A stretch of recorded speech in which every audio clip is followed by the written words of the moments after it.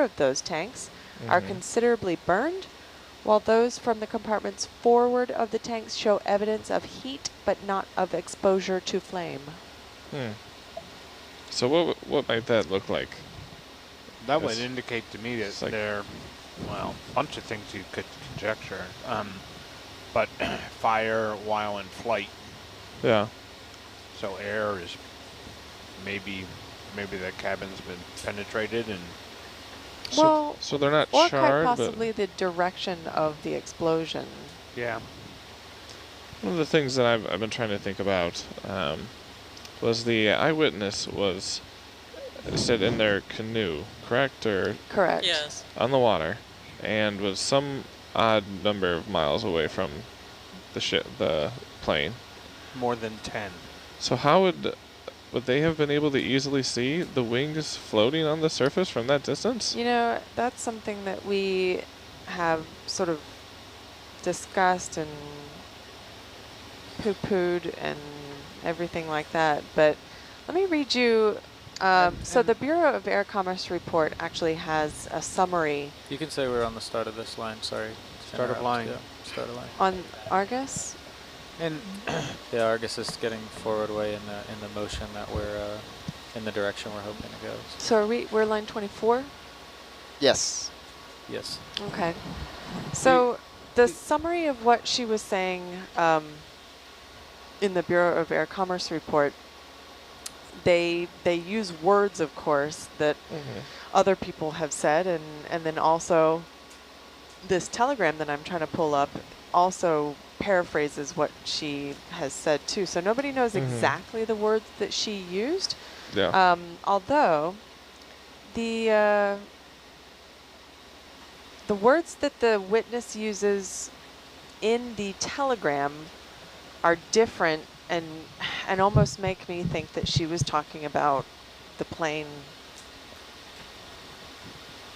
being on top of the water. So let me just read you that. Statement of the witness, quote, was going from Fagasa to Asu in my boat. After passing point south of bay between 8:30 and 9, I saw a plane circling. I saw thin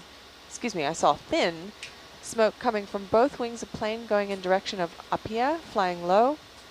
After it had passed over me, I could smell gasoline. As I watched, I saw plane dive into water. There was a big flash, then smoke, then I heard a big noise like a gun. Here's that part. Saw wings of plane like it was sitting on water for about 5 minutes, then disappeared and could see nothing but smoke. So wings of plane like it was sitting on water it didn't jump out to me as saying the wings were floating. Yeah. It could quite possibly mean that she saw the wings of the plane as if the plane itself was sitting on water and they were up. Lonnie, how many feet would that be up? Almost 15? 20, yeah.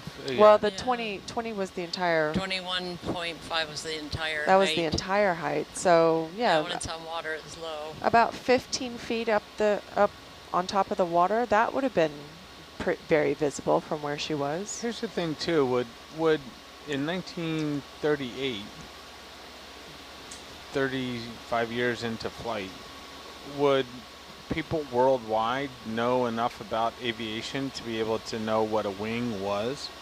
You know, if she had seen the tail of it sticking up, would she have been able to differentiate that between that, you know? Would she have known to say wings? I think so. I would assume if there were planes dropping in the Pongo Harbor, then that would be the talk of it. Right, it'd get around. Seen it before. Okay. Yeah. Right. Plus, I mean, you know, planes shaped like a bird. Yeah. Bird wings, you can tell a difference between a tail and a wing on a bird. Because the taller parts are easier to see from further away, obviously. And distances. People always estimate distances. Yes. You're out on the water, you can't tell exactly how many miles unless you have a chart, which I'm sure she didn't. Well, and I don't know if she ever set a distance. No, probably the accident investigator estimating. I think so, yeah. Rennie, this could be it. Kind of looks like a running stick man. The It does. Be the plane. the thing Be I the plane.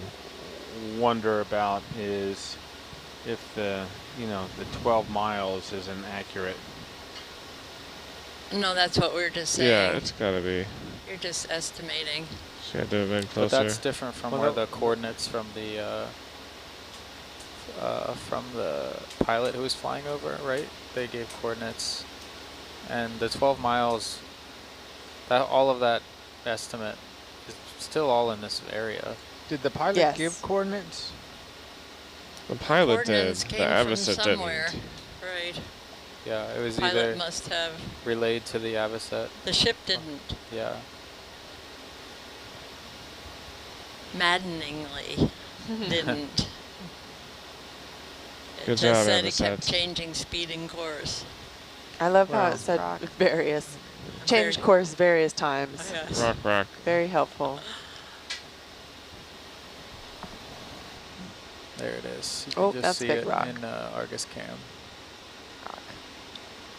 Yeah. I think I see it. Pretty substantial.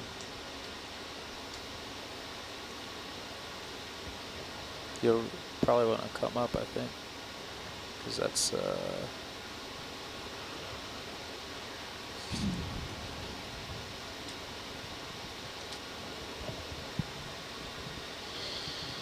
maybe it's not so bad. So, Dr. Megan, is Use. when you have a wreck at the bottom, are there ever any like extreme weather events, or we'd mentioned the tsunami that had impacted American Samoa? Mm-hmm. Are those ever able to significantly move or disturb wrecks? Oh yeah, yeah, absolutely. Not the extreme depth cases like this one would not be affected by those weather events, but anything that's shallow, 100 feet up to 200 feet, yeah, those can absolutely be impacted. There was a site that we were looking at in Solomon Islands, not too far from here, where the plane had rested on, I know that there's an actual term for this, but it was like an underwater sort of hill with the top cut off. A seamount? No, it wasn't just a sea mount. It was, Guyot? you know what, I'm not going to be able to say. Guyot. It's What a that flat term top is. seamount. Sure, It okay. once was at the surface. So it was one of eroded. those things. Yeah. And there was not a hurricane, but the cyclone that came through and picked up the plane and sent it down the front face of this seamount, flat top seamount. What was it called? Guyot. Guyot.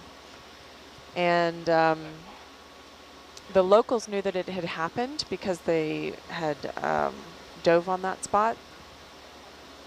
And when we came in, it was resting about 90 feet more down.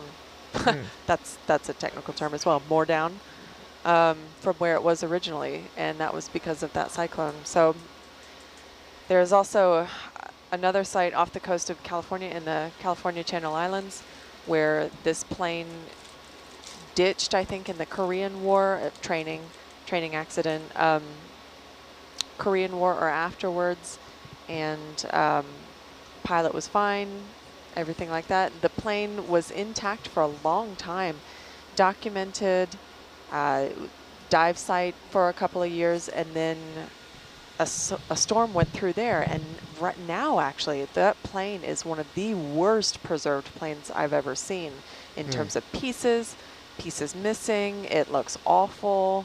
It's completely corroded and deteriorated. It's almost unrecognizable. I think that the only reason why we know what type of plane it is because it was intact at some point and people remember what it was. So yeah, storm actions can wreck an item, excuse the pun,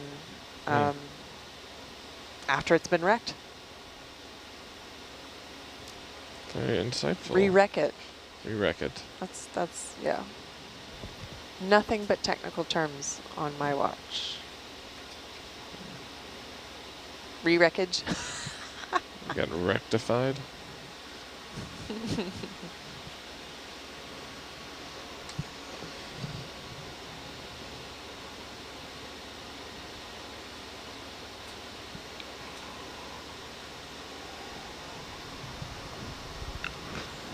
I see Bobby Argus is with us this morning. I know. That's very good. I actually thought that was somebody's hand until it didn't move for a while. So did Runny for a while. I hope he's okay down there. Yeah. Peyton, do we have a police sketch of Bobby Argus yet? No, I'm still working on. Okay. The legend of Bobby Argus? Yeah, it's still being told. Okay, great. Thank you. We're looking forward to that. I'm sorry, Renato. People somehow seem to like It's that a good story. It's yeah. a fantastic It's a good story. We love it.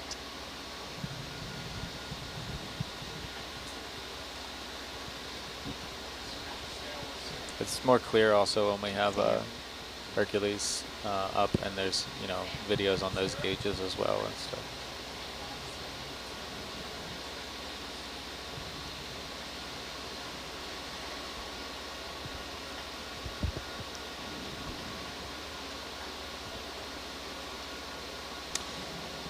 Keep those questions rolling in. Who was Yep, the please youngest do. crew member on board?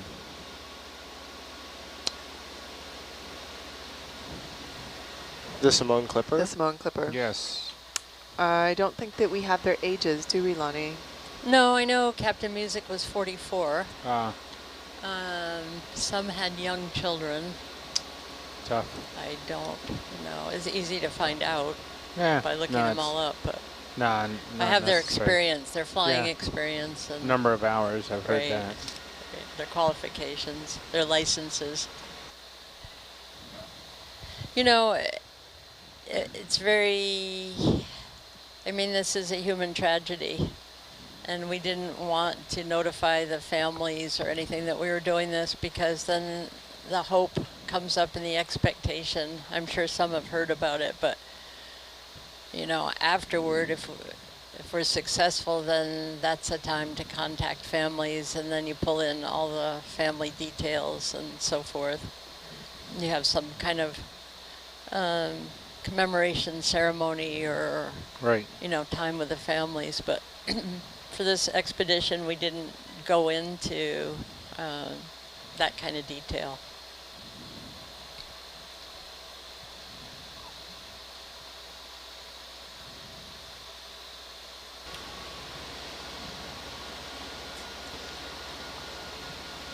We have some new countries.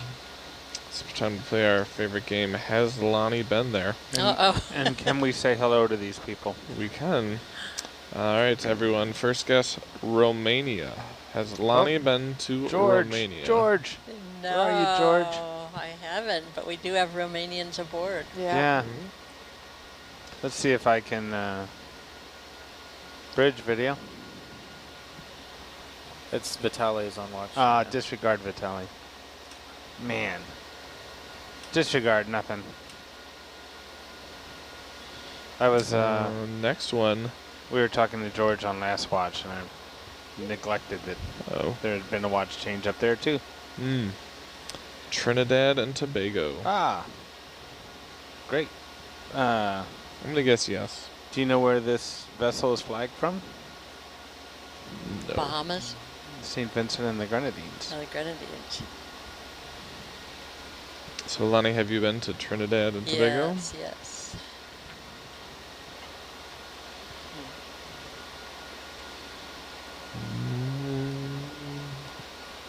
I think it's all of them. I've already asked you about Turkey, correct? Oh, I lived in Turkey 3 times.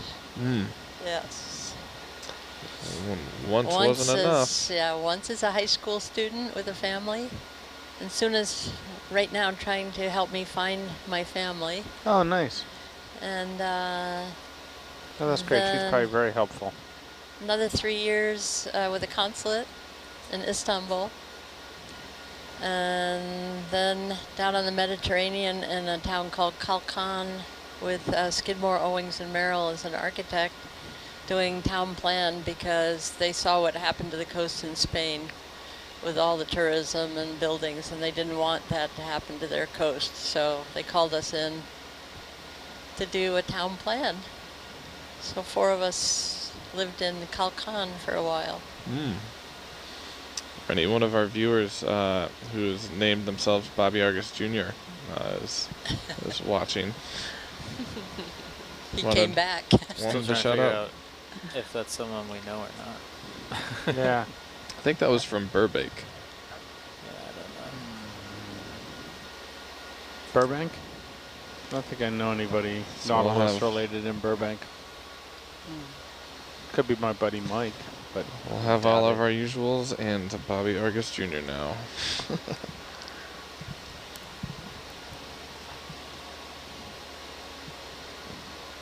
He has to do a hand match to prove it. Yeah. Send a photo of your left hand. Some Nautilus CSI. I thought that was the right hand. yeah, me too. Enhance. No, that's what I mean. We need to see that. If the background matches. if it's the winch room floor. Then we'll know. We need someone from another watch to just put their hand out there in front of the winch cables. Or I want to see how long that ends up persisting down there. Years.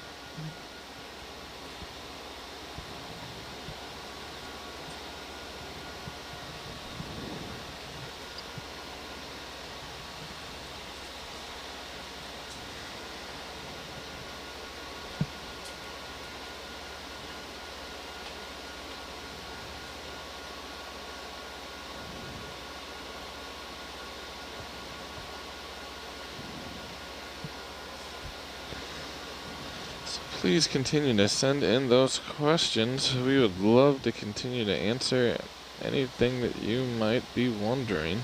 Like 8 a.m. on New York time, I think. I think so. No? World clock will tell me. Yep. I think it's a little bit earlier than that. Almost. It's 7:53, Yeah. so we'll count Yep, it. Philly. Now, here's a question for you. It says it's about to be 8 o'clock in New York City. Mm-hmm. What time do you think it is just about in St. John's, Newfoundland, where Mike Anniford's from?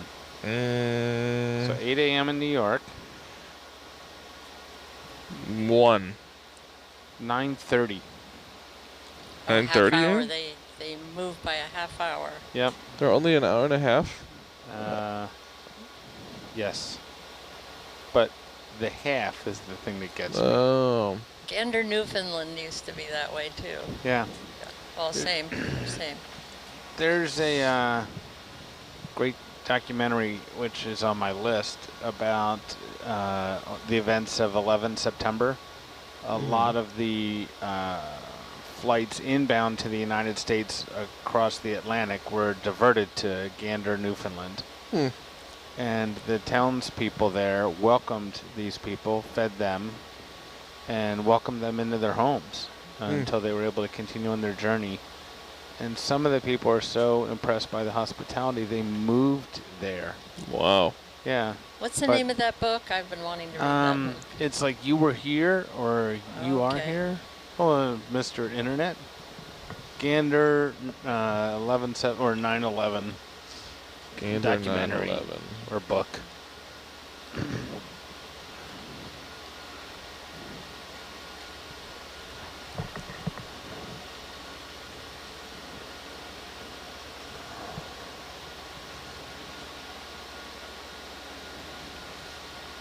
The day the world came to town? Yes. Yeah.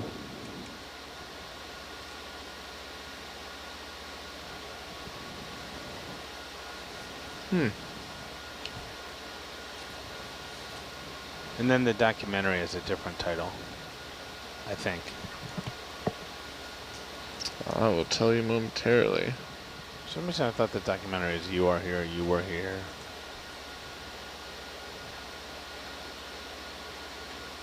You Are Here, a come from away Yay. story. 38 airliners carrying over 6,500 passengers. How big is Gander? I will tell you momentarily. Love having all this information at your fingertips. Or even better, at someone else's fingertips.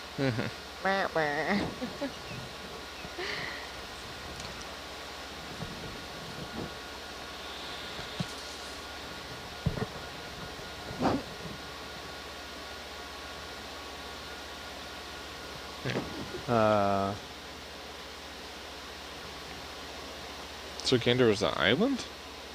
Yeah, Newfoundland's one word. Wait, is it? Yes.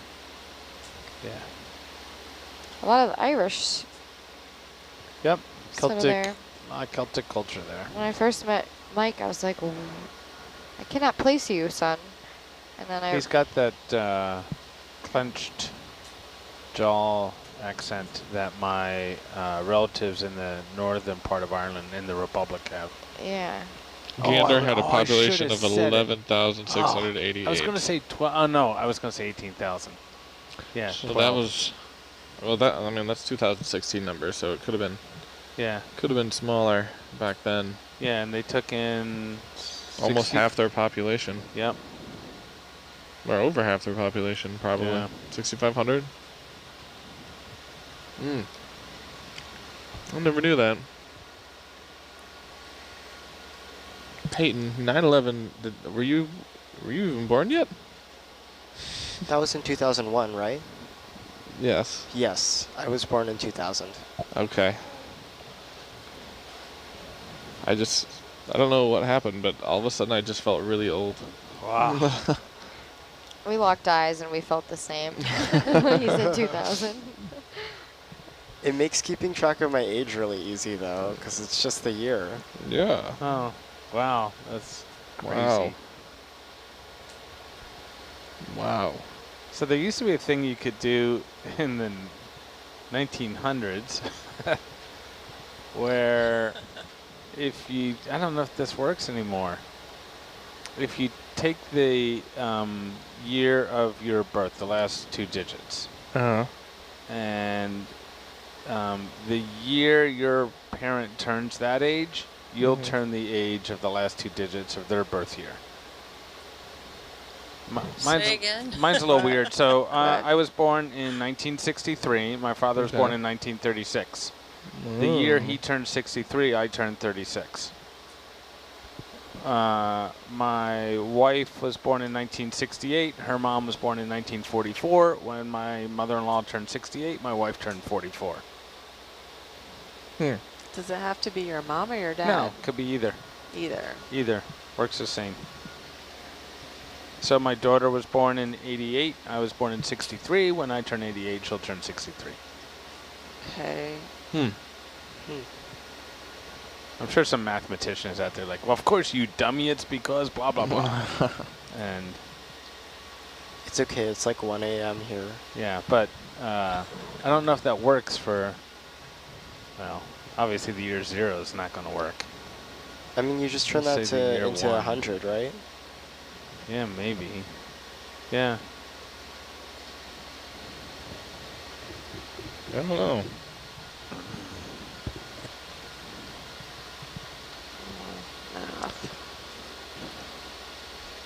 You know how we always want to get somewhere faster?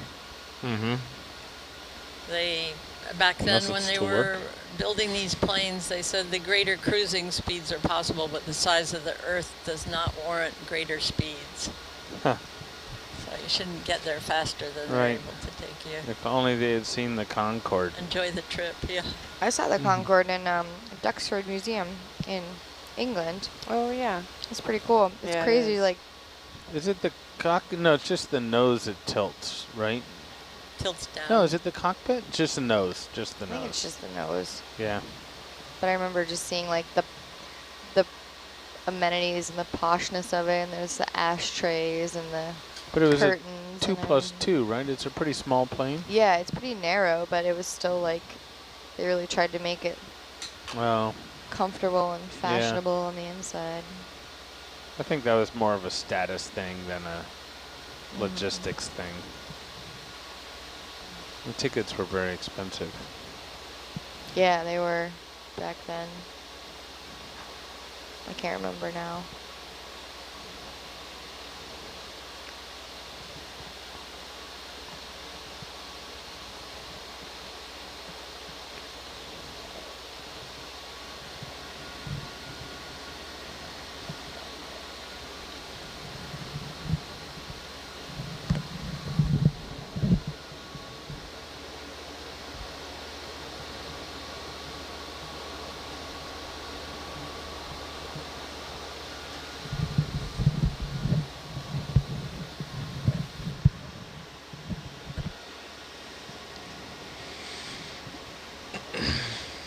So Lonnie and Dr. Megan, you guys are getting off. After this, what is the first thing you're doing when you get back? Get back to Apia or get back home? Get back home. Thing or our first obligation or what? I have a board meeting the next day. Mm-hmm. Yeah, I have a bunch of conference calls coming. And I have to dash up to New Hampshire to check the house under construction because I'm supposed to be there. What about the first for fun thing? For funsies? For funsies.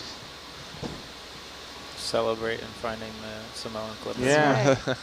That, Yeah. Watch all. Look at all the news clippings. Hug Cooper. That's Yeah. been, yeah. Talk to everybody And in the then your family. husband. Hug my dog, hug my husband. In that order. Family. Yeah. Catch up. Actually, I get back, and then my husband is going to go to Oregon for 2 days, and then I think that I have to go to Charlotte for the week after that. So that'll be fun. Yeah, I kind of like the fact that I'm anchored down in one place for. I mean, the one place being a place that moves, but still. It is I was nice about to to say, like we're just not be anchored. stationary. Right, like I don't have to fly or travel Yeah. anywhere for a little bit. I wake up somewhere different all the time, but I'm not doing that.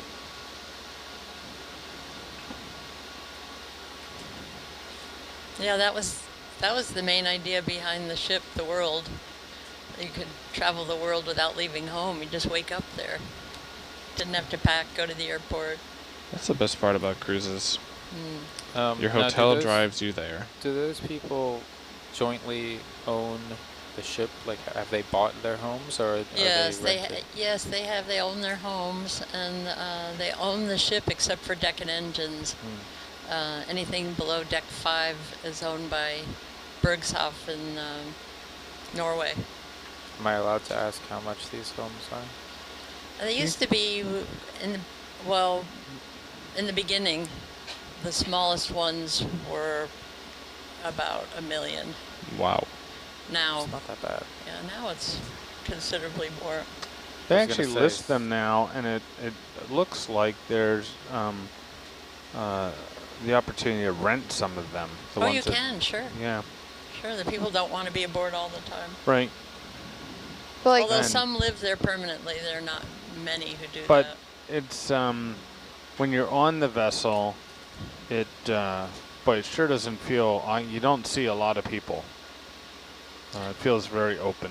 Yeah, and cruisers who go aboard are disappointed because they're expecting, bridge games Oh and no, dancers after dinner. And no. But it's a town, it's a community, and the Yeah. people entertain in their own homes. Yep.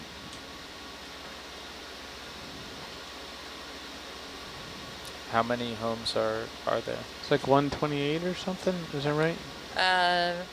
There were 110 in the plan. 2 owners bought 2 apartments while we were still on the drawing board. So it became 108, and then there were 44 guest suites that anybody could rent. And then the residents said, we're tired of the riffraff coming aboard, so we're buying those as our own little guest houses.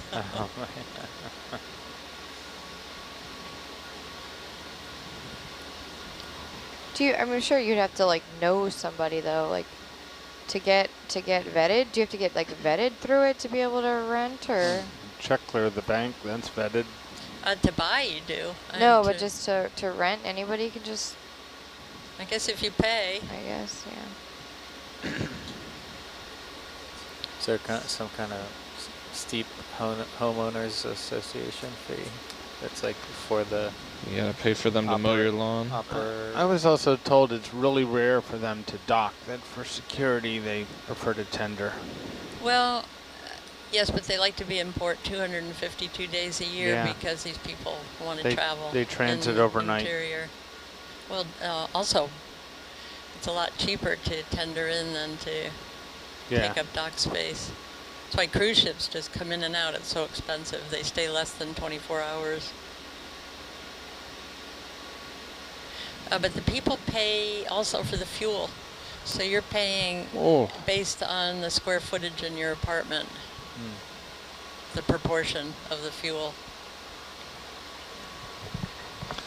This will come as a shock to you, but they don't list prices on their website. Could I afford a closet on board? You can't afford a closet in the U district. Huh? And it's not timeshare, so you have to afford it on your own. Yeah. But boy, is it nice.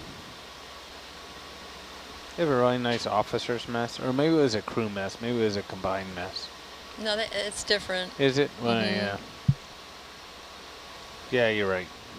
You're right. I went into both, but. On deck 4. Yeah. Right. I think that's where the stateroom was as well. For Here the we go. communications officer. There's an article on Forbes. And then the communications office, like the electronics and stuff, were up by the bridge. Maybe a deck under the bridge. And the whole ship is operated with a little joystick. Yeah. Onboard apartments sell for between $2 and $15 million a piece. I'll probably only get 2 of them then.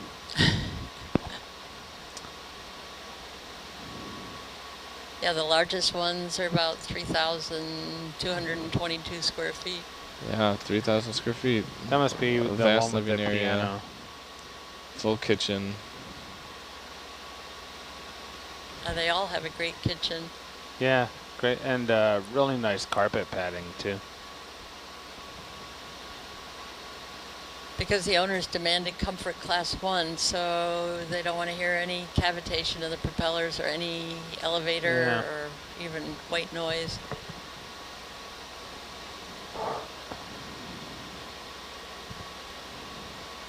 Oh, there was that boat? Yeah, nice spa as well. It says there was 165 luxury apartments. Huh. Yeah, that includes now the guest suites. Oh, yeah.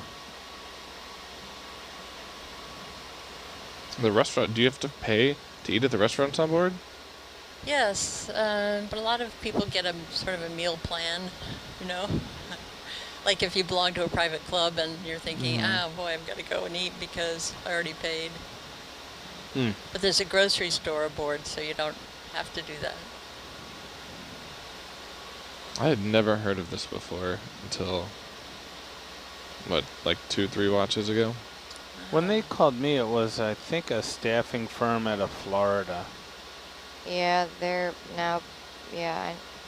That was a long time ago. 2008, 9, 10. No, maybe it was later than that. I don't remember.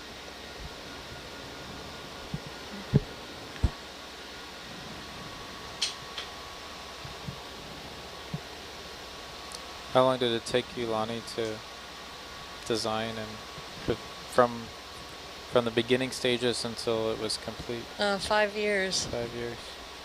I went over to Norway in '97.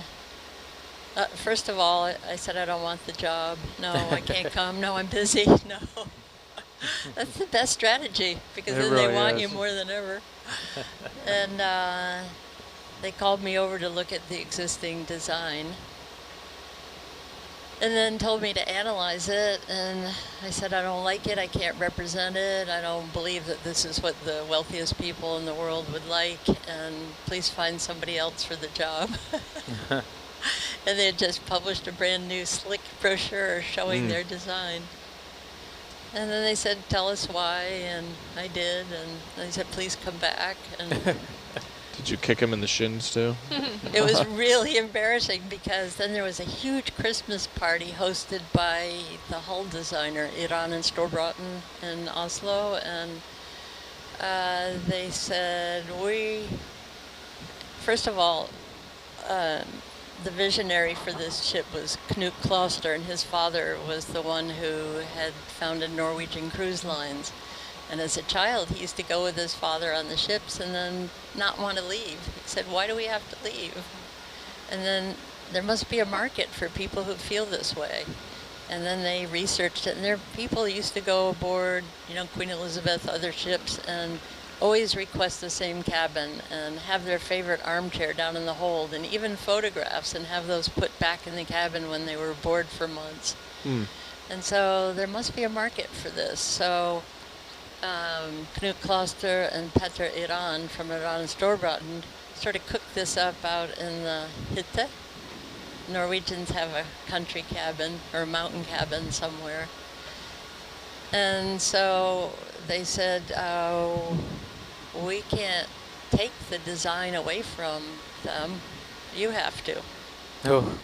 So here we are in this big Christmas party, and people are giving toasts, and it's in this incredible office right on the fjord in Oslo, with a big fireplace, and then it comes my turn to give a toast, and I tell them they've lost the job of all the apartments and the guest suites. That was your toast? Yes. Your toast was you're fired. That was you're Holy fired. crap. It was horrible setup. It was just excruciating, especially at a party like that. You couldn't have told them after? No, that's what the management said you have to do. You have to do What? this surgery, this cut. That's like a gunshot wound instead of surgery. Yeah, it was horrible. So then I pulled them back into the project because people who had already bought apartments wanted the maritime look. Some of them did, wanted that more cruise ship maritime. Iran and Storbråten has done the Disney ships. And wanted the more cherry, built-in nautical look. Yeah. So I kept them as one of the designers, but they really upped their game because I said residents have the ability to choose which design out of the 4 they want, and you're not going to get paid unless they choose you. So Did they resent you? They did, but I had to sit in their office and learn ship design because I'm not a naval architect, and I kept saying I'm not a naval architect. And they said, good, we don't want it to look like a ship inside. So we became friends. After 5 years of working together, they got it. They got the whole concept. And some of the units I was in had a real feel of like an Upper East Side Manhattan, just really nicely appointed apartment. you were probably in a Molyneux. He's got an office in New York and in Paris. Yeah. Anyway, it was a very interesting project, and no one has been able to pull it off since then. Yeah, well, you had mentioned that someone found that there's a market for it. Do you think that there would be a market for another one of these? Yes, I do, Yeah. and especially a timeshare, but they've tried it. The companies just can't pull in enough money. Yeah. I never knew. I hadn't gone on a cruise until my honeymoon. But so many people just keep going. Like they just keep going again and again and again, and like they celebrate those people and they give them all sorts of like benefits, and when they reach whatever like status. I just think had never. nowadays, like everybody who books a cruise gets a cabin upgrade. And so that's one of the things that keeps people coming back, I think, is that they see a lot of value. And I think it's also perceived as safe, and, you know, not a lot of planning needs to go into it. So Lonnie, what projects had you been successful with beforehand that they were knocking down your door so fervently? Well, when we were assigned to Oslo, I worked for Norwegian Architect. Whatever country we were living in, I tried to work locally to get into an office to see what was going on. So one of the most interesting of those was in Italy. I lived up in a hill town for a couple of days a week and worked for a company that was working for the Provincia di Roma to redraw the hill town because they're so complex. On one level, they're street level, and then you look from the other side of the town, and they're at the edge of a cliff, and you're looking way up at their window. And so people thought we were there for taxes, redrawing. So, oh gosh, sawing and hammering. They wouldn't let us into their places until they finished remodeling that they'd planned for years. And, but it was a medieval kind of town. The walls were a couple feet thick, no heating. Quite an existence. The streets echoed because everything was rock and stone. Rock. And the people had quite a different mentality than those who lived across the valley in the post-World War II town, and people didn't even let their children cross to play with one another. And the tools were primitive up in the hill town, and they didn't have anything modern, whereas, total contrast across the valley. That was an incredibly interesting project. So they all get together in the world and they vote, I'm assuming, because if some people want to go to Alaska one year and one year they want to go to Hawaii, is it like a majority vote? On the world? On the world. It's a residence committee. Yeah. And they decide, and one year they had decided to do a kind of a Southeast Asia sort of tour, and then the tsunami came, and then the committee has to meet, the ship has to go somewhere else, and the captain always has the power to override the itinerary. So it's like a committee, and then do the residents all get to vote, and then kind of it's overseen by the committee? Yeah. Yes. When I was on, I think they were in Seattle or Portland or Vancouver or somewhere, and then we're going up to Southeast Alaska, and then up to Anchorage, and then probably out to Kodiak, through the Aleutians, Kamchatka Peninsula in Russia, down south. You mentioned how much time the ship spends in port or near port. Do residents often forego the sailing element and just kind of meet the ship? Obviously, at that level, perhaps they have other homes, Oh, they do, and you can even arrive by helicopter. There's a helipad. A lot of residents get off, go somewhere else, and go to another home and come back another time. But you can't. In the U.S., it's complicated. You can't get off the ship and back on it in another port because there's a law called the Jones Cabotage Law. Do you ever have to deal with that? No, but it sounds like something I should have to deal with. I would think you'd have to deal with that. So you can't get on this ship in Florida, for instance, and get off in Maine, in Portland. You have to go to Canada, and that's why a lot of our cruise ships go out of the country and back in. So it has to, because they're not U.S. flagged. Is that why? I don't know. Jones Someone Act, should look I up think? the Jones Cabotage. Jones Act. Jones Act, you have to be U.S. flagged to go from U.S. port to U.S. port. Yes, I think it dates back to transporting slaves or something. I'm not sure the origin of the act. I think it was. I thought it was to protect I think it's a maritime protectionist act. To protect the shipbuilders of America, to keep jobs instead of just all of it going to the I don't know, foreigners. but I tried that. I got on somewhere and tried to get off in Portland and had to argue my way off the ship with the customs guy. Yeah, we must have our people work it out because I've never had to deal with that. Yeah, because Also you're known not as the US flag. Merchant Marine Act. Oh, okay. They had a problem, or the Jones Act was problematic after the hurricane hit Puerto Rico 2 years ago, because Puerto Rico is subject to the Jones Act, so they couldn't bring in emergency supplies or reliefs or anything but a U.S. flagged vessel. Wow. Yeah, I think I mean, the president and stuff can make overrides that obviously in That's- emergency situations, but it is a pretty strict thing for Yeah, vessels that and aren't flagged here. I think it's just purely protectionist.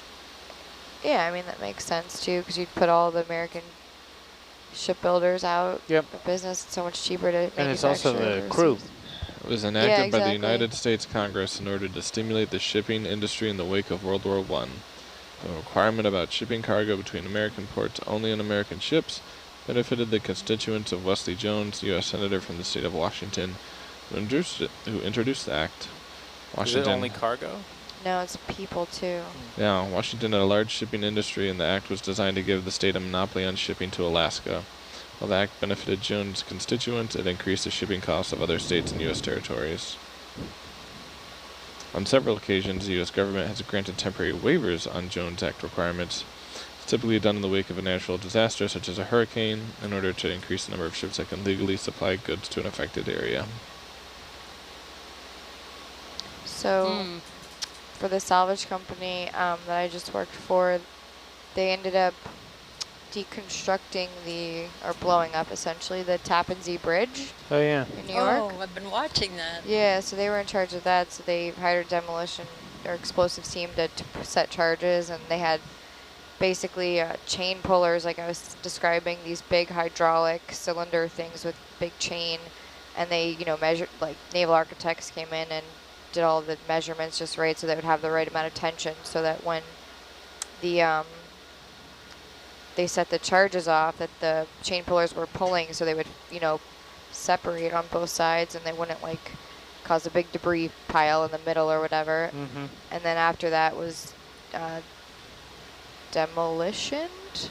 Then they got the contract to also remove all of the pieces, which were in pretty good, structures that they had set the charges to, so it wasn't a huge debris field. But essentially, the barge that they put all the pieces on was not U.S. flagged, and so they had to. Ended up being cheaper.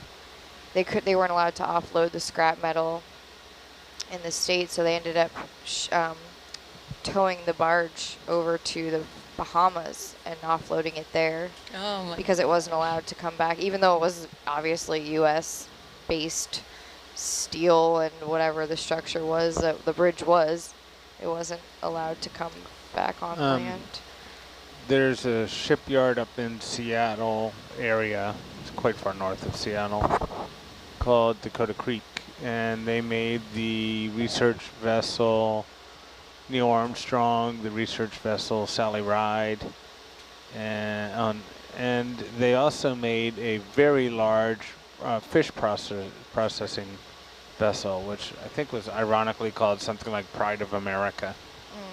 And they had a unique technology that they wanted to use for the design, and you have to use a certain percentage of American steel to qualify under the Jones Act. So they used, I mean, it's almost 100% U.S. steel, and all forged in the U.S., but they sent it to Norway to have it bent or shaped in the way it needed to be and then brought back. And that, per the government, disqualified it as being considered U.S. steel. So they completed the entire vessel, and then they were denied their license to operate as a U.S. flag vessel. And it sat for, I think, 2 years before Congress finally passed an exemption to allow that vessel to sail. Which vessel was that? It was, I'll come up with a name for it. I thought it had a really ironic name. Seattle Times. And they didn't find out till the end? Yeah. That they didn't find out to the end that sending it to Norway for whatever was done to it would violate the Jones Act, because it was U.S. steel. Yeah. It was American steel. But so. if the work was done in a foreign country. Yeah. Yeah, and if the U.S. ship is flagged, and gets a bunch of work done overseas, a certain percentage of it can't be not like, yeah, foreign steel. I guess that's what you're saying, essentially. You know, There's the a top decks of these ships are aluminum because otherwise it's too This heavy. is a big boat too. Yeah. So in 29, a report came out from a New York City economics firm saying that it costs Puerto Rico $1.2 billion annually, which comes out to about $375 per resident. So this article says the Jones Act sets a limit of 1.5% by weight on the use of foreign worked material. Worked material. Yeah. So not, So if they work that steel into whatever, but even if it's American steel, if the work is foreign, Yeah. then it's not qualified? Yep. You can use 1.5% by weight. That's it.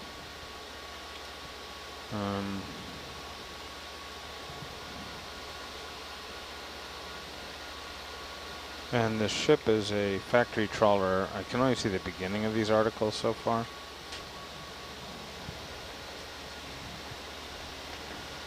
That's like building a building and not receiving the certificate of occupancy, so you can't use it.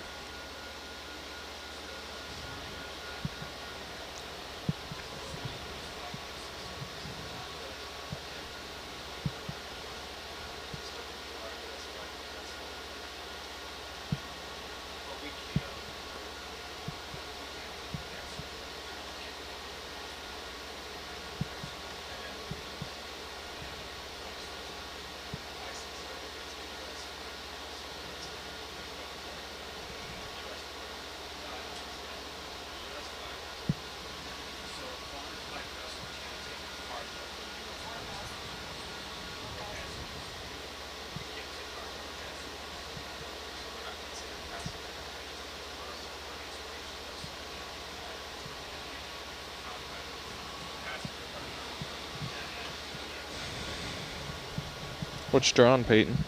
So the, sorry. So this is a $75 million fishing trawler I was talking about that was stranded. Oh yeah. And it's called America's Finest is the name of the vessel. Oh. It's 264 feet long. Did they rename it the State bureaucracy? of the art. See, I told you it had an ironic name. That's pretty good. I didn't realize I wasn't on SPL. Nothing. Disregard.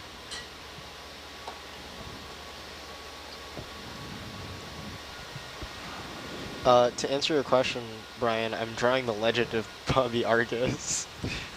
Nice. Suitable for kids, too. Remember Karen, the cartoon artist that came out a couple of years ago? Karen No. Romano Young? Yeah, Romano, right? Yep.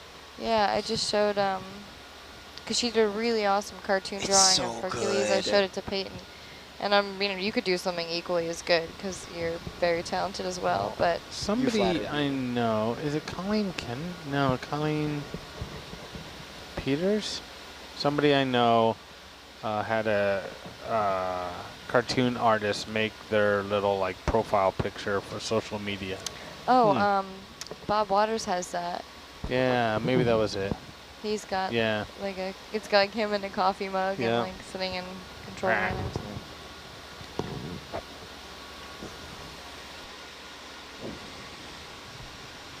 So, Dr. Megan, how's the side scan toner looking to you? A bit rocky. Rock. Rock. Although we see none of this in Argus cam right now. How far off the bottom are we? Oh, we're like 20 meters. That's Yeah. probably why. We're way up. Oh. I'm doing the best that I can. It's a No, steep you're doing great. drop off. Hold on, let me wake up Summer and have her come down a little. It is steep drop. Yeah. So we were at 3,400 last watch, or did we go up and we're going back down, or We're are at we going even deeper? 3,000 right now. 3,000? The southern part, actually, this part in here too is steep.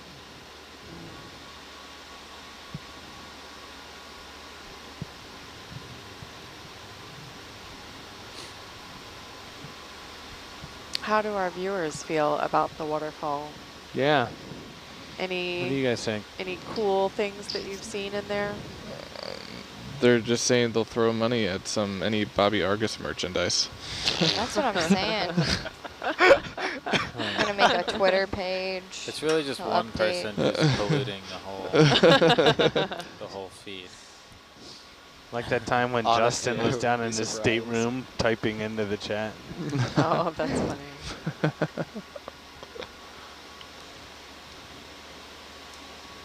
Is Heather on? Heather, are you? Heather, what's going on? Oh, she was on earlier. I think she said she had to Earlier work at tonight? 8 or a photo shoot or She something. had to go to work? I know, right? Man,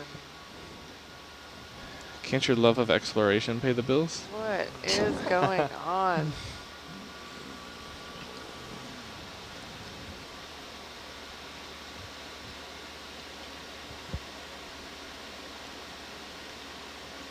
Yeah, she said she had an 8 a.m. photo shoot. Oh, that's good. Is she the one taking the pictures? She is or the photographer. Okay. Yes. She is a highly talented photographer. Ooh. What does she specialize in? She specializes in an experience where she takes toddlers through young kids, and it's called, well, her website's called Fairyography, but she creates this fantasy environment where the child is basically like a wood fairy or this other fairy. She puts horns on like ponies, and so they can have this sort of unicorn experience or things, and the pictures come out really beautiful. Does she have the kids, so the kids dress up as fairies and Yes, such? yes. So she provides all of the dress-up material with these fantastic, like, dresses that she gets special made. And I believe a friend of mine had those pictures taken. yeah, yeah. My sister started doing it about 10 or more years ago. And because I'm very biased, but I'm going to say that pretty much she was the start and everybody's copying her. That may or may not be true, but I'm going to say it anyways. Because it's brilliant. She's brilliant. And she shoots in like the peach orchards when all the blossoms are coming out, and it's magical. It creates a magical photo of your child. And then she also does standard sort of, family shots and newborns and things like that.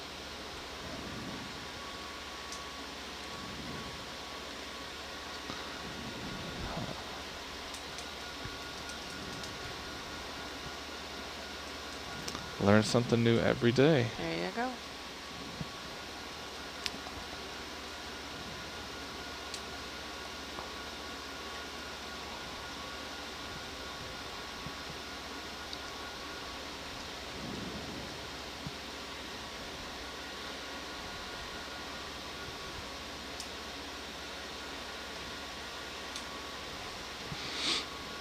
So the next question is, can she do one of those photo shoots with Cooper? She did actually do a photo shoot with Cooper one time, but he was not dressed up as a fairy. Oh, no. Yes, I know. That's a missed opportunity right there. Well, Was he the unicorn? He was the unidog. No, we were just having fun in the backyard, and he was playing with a towel or something, and I have some of those pictures if anybody wants to see them later. I do. Nice. Actually, I can show you in the back row. I have my Yes. computer. I did senior portraits for our nephew, and I did the normal park setting, blah, Yeah. blah, blah. Then I took him downtown, in the town he lives in, and I got a shot that's so great. We we were each at a crosswalk, but on opposite sides of the street of a major street. Do it where it, And we would hit the walk button, and we would run out to the middle, and I would be shooting, there's a one-way street, at him with the cars coming at him from behind.